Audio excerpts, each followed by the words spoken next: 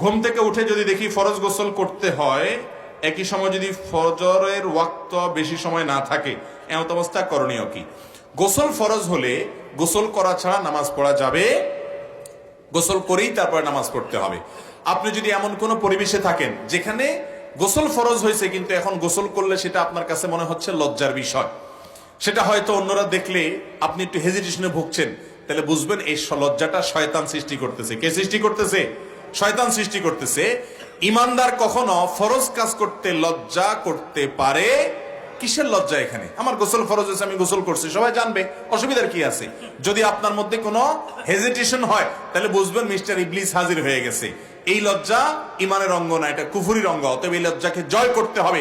এটাকে সৎ সাহস বলে, যে আমি ভালো কাজ করতে কোনো প্রকার ভয় সংকোচ করব না, এটা করতে হবে।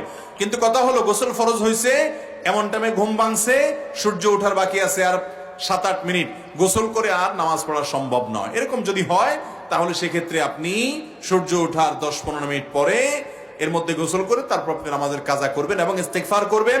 ভবিষ্যতে যেন এরকম না হয় অ্যালার্ম টেলার্ম দিয়ে শোবেন। কদাচিৎ জীবনে একবার এরকম অ্যাক্সিডেন্টলি ঘটনা হতে পারে, প্রায় এরকম হলে সেটা দোষণীয়। কিন্তু গোসল ফরজ হলে গোসল না করে নামাজ পড়ার সুযোগ নাই, যেহেতু পবিত্রতা অর্জন করা এটা নামাজের জন্য পূর্ব শর্ত। এই শর্ত আদায় করা ছাড়া নামাজ হবে না।